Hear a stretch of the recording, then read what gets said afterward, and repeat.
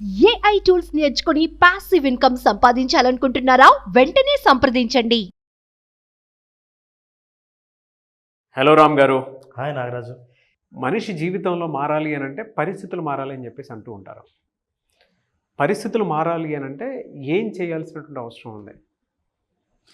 నిజమే నాగరాజు, మనిషి జీవితం మారాలంటే జీవితం మారడం అంటేనే పరిస్థితులు మారడం అని. కానీ ప్రతిసారి ఆ పరిస్థితి మారకుండా ఉంటుందండి. అంటే ఆ స్థితిని మార్చాలి అని అంటే ప్రతి దాంట్లోనూ ఎక్కడ చూసినా సమస్య కనిపిస్తూ ఉంది. అవును, బట్ పరిస్థితులు మారితేనే మనిషి మారినట్టు మాట్లాడుతూ ఉంటాము. అది ఎలా మార్చుకోవాలని దాని మీద అవగాహన ఉండదు. కరెక్ట్. అందరికీ పరిస్థితులు మారాలి అన్న కోరిక ఉంటుంది, ఎలా మార్చుకోవాలో తెలియదు. ఎందుకంటే చాలామంది పరిస్థితులు మార్చడం మన చేతుల్లో లేదు, అది పరిస్థితుల చేతుల్లో ఉందని నమ్మిన వాళ్ళందరూ ఎదురు చూస్తూ ఉంటారు. అంటే అదృష్టం ఉంటే పరిస్థితులు మారుతాయి, మారినప్పుడు మన జీవితం మారుతుంది అని, లేదా ఎప్పుడెప్పుడు మారుతుందా అని ఎదురు చూస్తుంటారు. కానీ ఒక్క రహస్యం వాళ్ళకి తెలియదు. ఏం రహస్యం అంటే ఇది రహస్యం: change your thoughts, change your reality. మీ పరిస్థితులు మారాలంటే లోపల వెలిగే బల్బ్ ఉందే, అది ఆరిపోయి ఉంటుంది, అది ఎలగాలి. సో ఆలోచనలు మారితే పరిస్థితుల్ని మార్చుకోవచ్చు. అది ఎలా? ఎందుకంటే నువ్వు చూసే పరిస్థితులన్నీ నీ ఆలోచనల రిఫ్లెక్షనే, ప్రతిబింబమే. చుట్టూ మనకు కనిపించేవి మన ఆలోచనల ప్రతిబింబమే. అవకాశాలు ఉన్నాయి అని వెతికితే అవకాశాలన్నీ కనిపిస్తుంటాయి. అదే పరిస్థితిలోనే ఎక్కడ ఆపర్చునిటీస్ లేవు, అన్ని కష్టాలే ఉన్నాయనుకున్నోడికి అదే కనిపిస్తూ ఉంటుంది. అవును.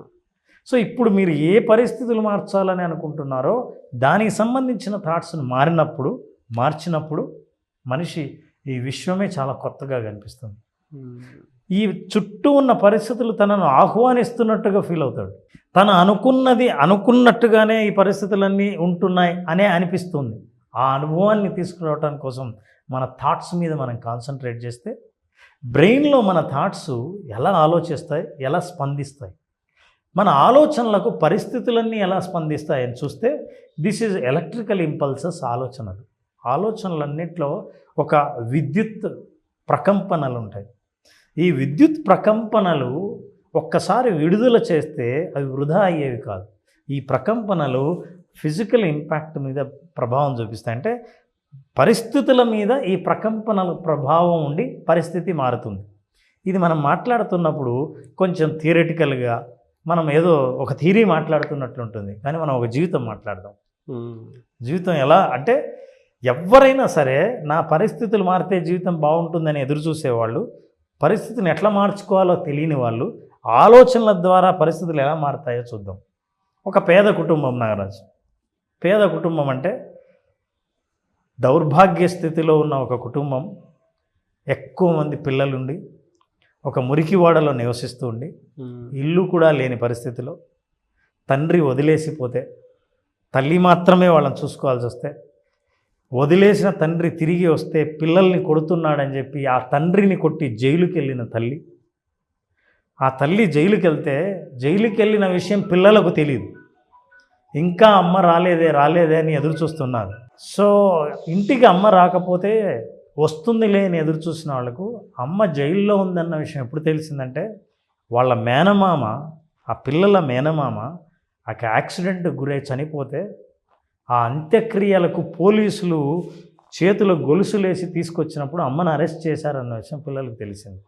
ఇంతటి దౌర్భాగ్య పరిస్థితుల్లో బాల్యం ఉన్నప్పుడు మీరు ఎవరినైనా అడగండి, ఎందుకు మీ లైఫ్ ఇలా ఉంది అంటే వాళ్ళ గతాన్ని తవ్వుతారు.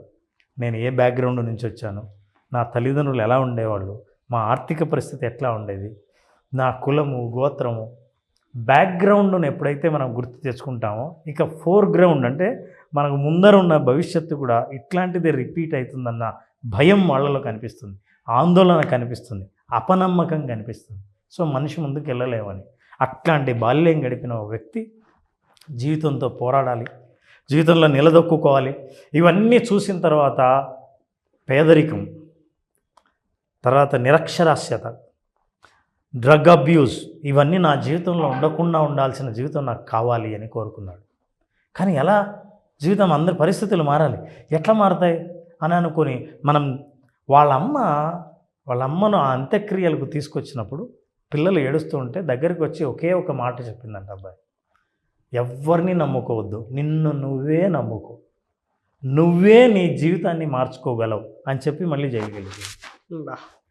ఈ ఒక్క మాట, అమ్మ చెప్పిన ఈ ఒక్క మాటకి అప్పుడు ఆ బాల్యంలో అర్థం తెలియదు, కానీ ఒక్కొక్క జాబ్ చేసుకుంటూ, ఒకరి కింద అసిస్టెంట్గా పనిచేస్తూ, ఒక ల్యాబొరేటరీలో అసిస్టెంట్గా పనిచేస్తూ, ఒక మెడికల్ కంపెనీలో సేల్స్ మ్యాన్గా పనిచేస్తూ చాలా కష్టపడి జీవితం ఎట్లాగైనా మారుతుంది అని ఓ రోజు ఓ ఆఫీసులో చుట్టూ ఉద్యోగాలు తిరుగుతూ వెళ్తుంటే సడన్గా రోడ్డు మీద ఓ వ్యక్తి రెడ్ కార్ ఫెరారీలో వచ్చి రోడ్డు మీద ఆగాడు.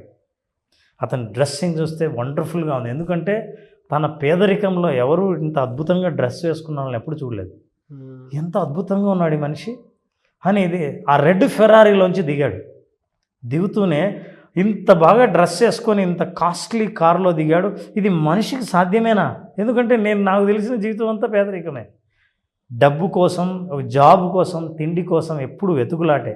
కానీ ఇతని రిచ్నెస్ చూస్తుంటే అద్భుతంగా ఉంది అని అనిపించి వెంటనే మనసులో నేనే గనక ఇట్లాంటి కారు కొంటే, నేను ఇదే స్థితిలో ఉండగలిగితే ఎంత అద్భుతంగా ఉంటుంది అని అనుకొని ఎందుకు ఉండకూడదు అన్న ప్రశ్న వచ్చింది. ప్రశ్న వస్తూనే అంత పేదవాడు జాబు వెతుకుతున్న వ్యక్తి ధైర్యంగా ముందుకెళ్ళి అతన్ని ఆపి అడిగాడు, సార్ మీరు ఏం పని చేస్తారు ఇంతకీ అని. ఆ ధైర్యం చూడండి. అంటే నువ్వు ఏదైనా తెలుసుకోవాలనుకుంటే దూరం నుంచి చూసి ఏమోలే సాధించుంటాడు అనుకోవచ్చు, కానీ ఆయనకి వెళ్ళి మీరు ఏ జాబ్ చేస్తారండి ఈ స్థితికి రావడానికి కారణం అని ఆయన అన్నాడు, నేను స్టాక్ మార్కెట్లో పనిచేస్తాను, స్టాక్ మార్కెట్ని ట్రేడింగ్ చేస్తాను అని. అరే అవునా, అసలు ఏంటి స్టాక్ మార్కెటింగ్ అని అనుకుని ఆయన వెళ్ళిపోయిన తర్వాత స్టాక్ మార్కెట్ కంపెనీల దగ్గరికి వెళ్ళాడు. కంపెనీలకు వెళ్ళి తనకు ఏదో ఒక జాబ్ ఇప్పించండి అని చెప్పి మెల్లిగా ఒక జాబ్లో చేరి మెల్లిగా తన పర్ఫార్మెన్స్ని పెంచుకోవడానికి ప్రయత్నించి చాలా కష్టపడి ముందుకెళ్తూ దీంట్లోనే రావాలని అతని మైండ్లో విజువల్ ఒకటే ఉంది, అట్లాంటి రిచ్ కారు కావాలి, అట్లాంటి రిచ్నెస్ని నేను సాధించాలి అని. ఆ వ్యక్తి ఎవరో కాదు, మనందరికీ తెలుసు, క్రిష్ గార్డ్నర్. ఇట్లా కారులో చూశాడు నాగరాజు. కారు దిగుతుండగా ఆ రిచ్ వ్యక్తిని చూసి, ఆ డ్రెస్సింగ్ని చూసి ఇది నా జీవితంలో సాధ్యమేనా అని అనుకున్నాడు. ఆ వ్యక్తి క్రిష్ గార్డ్నర్. ఇంకా అయిపోలేదు story. Chris Gardner is a very popular motivational speaker, very successful stock marketing trader. ఈయన అత్యంత ధనవంతుడయ్యాడు. ధనవంతుడు అవడమే కాకుండా మోటివేషనల్ స్పీకర్గా ఆయన ఇన్స్పిరేషనల్ జర్నీని ఆయన చెప్పడం మొదలుపెట్టాడు. ఆయన చెప్పిన ఆయన లైఫ్ స్టోరీని, నా లైఫ్ను నేను ఎట్లా మార్చుకున్నానంటే నా ఆలోచనలు మార్చుకున్నాను. ఎందుకంటే నా గతంలో నా పేదరికం మళ్ళీ రిపీట్ కాకూడదు, నా పిల్లలు నేను చూసిన బాల్యాన్ని చూడకూడదు అని అనుకొని ఆయన కష్టపడి తిరుగుతుండగా ఆయన తర్వాత పెళ్లి చేసుకున్నాడు. భార్య ఈయన పేదరికం చూసి వదిలిపోతే చిన్న పిల్లవాడిని పట్టుకుని తనకు కష్టం తెలియకుండా ఎక్కడ పడితే అక్కడ రాత్రిళ్ళు ప్లాట్ఫామ్ మీద, చెట్టు కింద, బాత్రూముల్లో అతను ఆ పిల్లవాడిని పెంచుకుంటూ వచ్చాడు. తెలియకుండా ఆ పిల్లవాడి కష్టం, ఆ పిల్లవాడు ఏమనుకునేవాడంటే ఇది మా ఇల్లేమో, ఈరోజు మా ఇల్లు ఇదేమో అని అనుకునేటట్టు పెంచాడు. అయితే మోటివేషనల్ స్పీకర్గా ఒకరోజు ఆయన తన జీవిత చరిత్రను, సక్సెస్ అయిన తర్వాత తన జీవిత చరిత్రను చెప్తూ ఉంటే ఎవరో ఈ స్టోరీ చాలా బాగుందండి, మీరు పుస్తకం రాస్తే బాగుంటుంది కదా అని అన్నాడు. ఆయన పుస్తకం రాశాడు. ఈ పుస్తకం విపరీతమైన పాపులర్ అయింది. చాలామంది చదవడం మొదలుపెట్టారు. ఇంత పేదరికం నుంచి వచ్చి మనిషి తన పరిస్థితులను ఆలోచనల ద్వారా మార్చుకోవచ్చా అని ఈ పుస్తకం అందరూ చదివిన తర్వాత ఇది పుస్తకమే ఎందుకు ఉండాలి, దీన్ని సినిమా తీయచ్చు కదా అని అనుకున్నారు. హాలీవుడ్లో అద్భుతమైన ప్రొడ్యూసర్స్ అందరూ నేను తిన్న సినిమా తీస్తానంటే అప్పుడు ఆయన అనిపించింది, నేను డబ్బు సంపాదించాను కదా, నేనే పెట్టుబడి పెట్టి సినిమా తీస్తాను, దీన్ని ఎందుకు తీయకూడదు అనే ధైర్యం వచ్చింది. అతను తీయాలని ముందుకు వచ్చిన హీరో ఎవరో కాదు, Will Smith. The pursuit of happiness. బాబా, ఈ పర్స్యూట్ ఆఫ్ హ్యాపీనెస్ జీవిత కథ క్రిస్దే. క్రిష్ గార్డ్నర్ స్టోరీనే విల్ స్మిత్. ఆ విల్ స్మిత్ కొడుకుగా నటించిన వాడు జేడ్ స్మిత్, అతని ఒరిజినల్ కొడుకే. మొట్టమొదటిసారిగా అకాడమీ అవార్డు విల్ స్మిత్కి ఈ సినిమా వల్ల వచ్చింది. Own son, own son. సినిమాలో యాక్ట్ చేసింది his real sun. One of my all time favourite movie. ఈ మూవీ చరిత్ర, ఈ మూవీకి నాకు అంత అభినవ సంబంధం ఉంది. నేను ఎప్పుడు లోలో ఉన్నా, ఎప్పుడు డల్ అయినా సరే ఈ మూవీ చూసి ఇన్స్పైర్ అయినటువంటి సందర్భాలు చాలా ఉన్నాయి.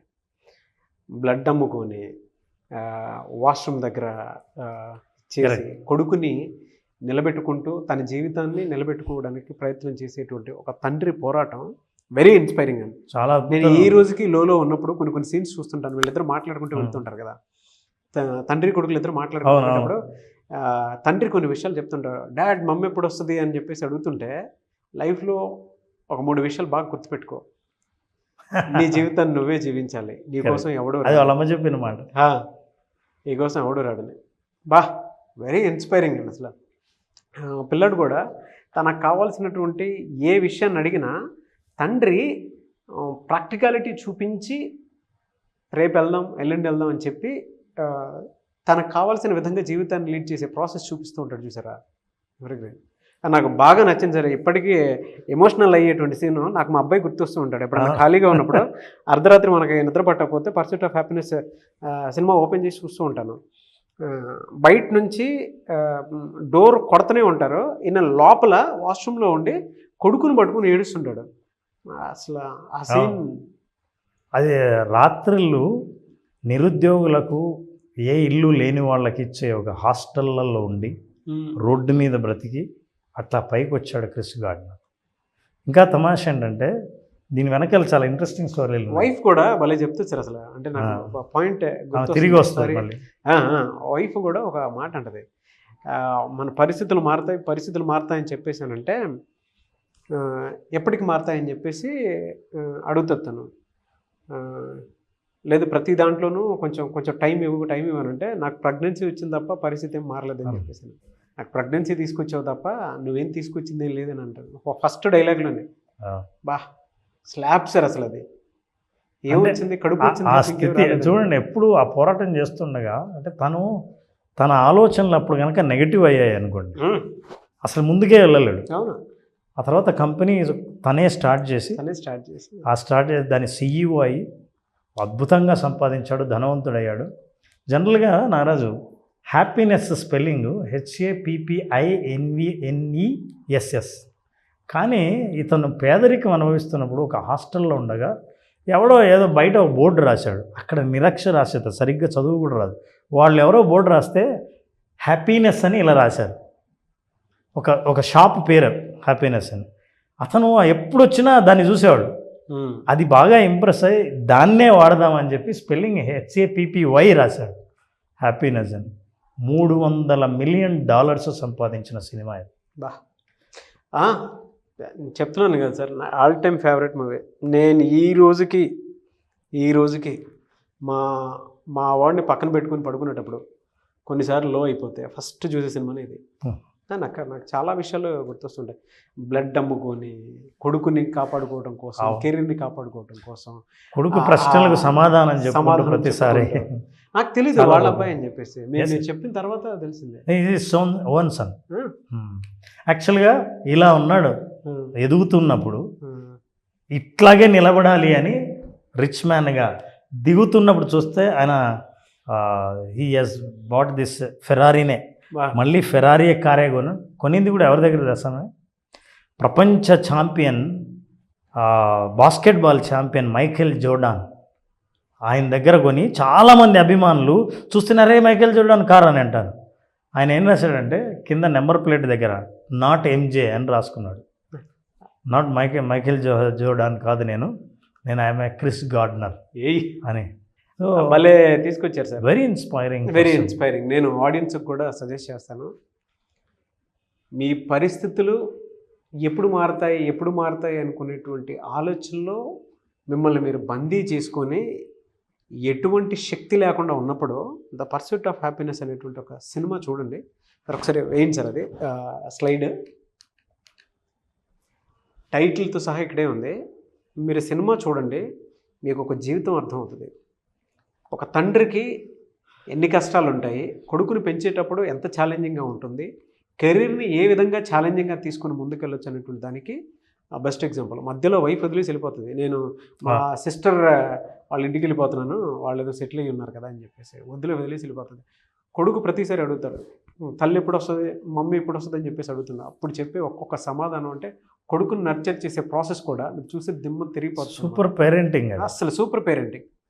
నాకు తెలిసి ఇంత మంచి వాల్యూ ఉండేటువంటి కంటెంటే మేబీ నాకు ఎక్కువ నచ్చడం వల్ల అనుకుంటాను. బట్ రియాలిటీ ఏంటంటే మీ జీవితంలో మీ పరిస్థితులు మారాలి అని అంటే ఒకసారి ఈ సినిమా చూడండి. వీడియో చూసిన తర్వాత కింద కామెంట్ బాక్స్లో పోస్ట్ చేయండి మాకు.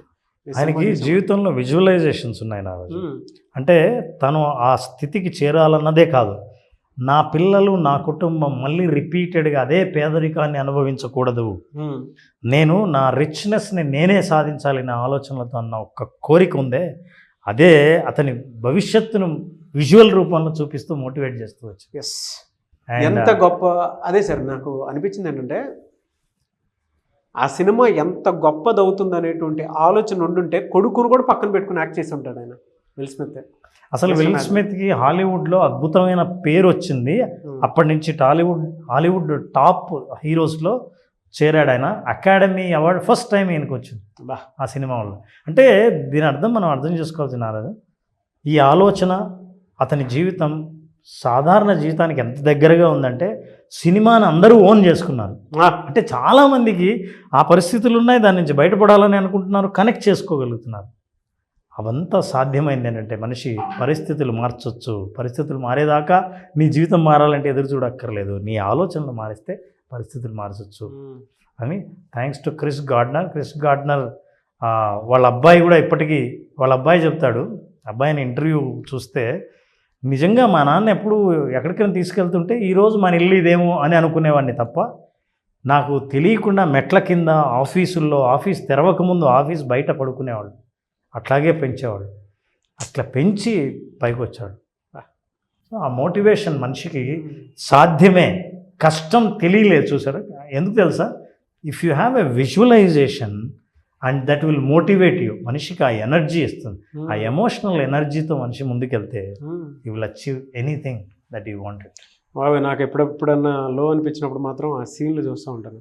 మా వాడిని హగ్ చేసుకుని, అంటే రియాలిటీ చెప్పేస్తాను సార్, ఆ స్థితికి ఎప్పుడు రాకూడదని మా వాడిని చూసినప్పుడల్లా నేను ఎప్పుడు లో అయిపోయినా సరే ఫస్ట్ మా వాడు ఫోటో చూస్తాను. ఫోటో చూసి దాని తర్వాత ఇంట్లో ఉన్నప్పుడు ఒకవేళ వాడు ఆడుకుంటూ ఉంటే వీడికి ఏదో సౌకర్యం మాత్రం ఇవ్వాల్సినటువంటి అవసరం ఉంది మనకి అని. ఎందుకంటే మనం ఒకటి ఫేస్ చేసి ఉంటాం కదా, నేను ఏ స్టేట్ ఆఫ్ మోడ్లో ఉన్నప్పుడు ఈ సినిమా చూసుంటానో నాకే తెలుసు. ఎందుకంటే నేను చాలా డిప్రెషన్లో ఉన్నప్పుడు చూసినటువంటి సినిమా ఇదొకటి, స్టీవ్ జాబ్స్ ఒకటి నాకు ఎప్పటికీ inspiring story. Very nice. Thank you so much sir. అంటే పాత విషయాల్ని నా పర్సనల్ లైఫ్కి కనెక్ట్ చేసినందుకు thank you so much Ram garu. Thank you Naraj. Thank you. Suman టీవీలో మీ పర్సనల్ అండ్ బిజినెస్ ప్రమోషన్స్ కోసం కింది నెంబర్కి కాంటాక్ట్ చేయండి.